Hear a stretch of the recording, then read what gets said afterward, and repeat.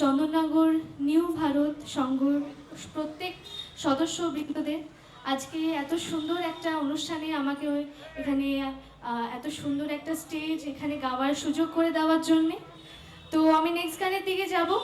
Next গান আমার কাছে এই গানটা খুবই গুরুত্বপূর্ণ আমার লাইফের, কারণ এই গানটা গেয়ে আমি জি বাংলা সারেগামাপাতে চান্স পেয়েছিলাম। আর এই গানটা আমার খুব একটা প্রিয় গান এবং সব জাজেসরা যারা ছিলেন তারা খুবই পছন্দ করেছিলেন, ইভেন গোল্ডেন গিটারও দিয়েছিলেন। তো আশা করি আপনাদের এই গানটা খুবই ভালো লাগবে। তো নেক্সট গানে দিকে যাও।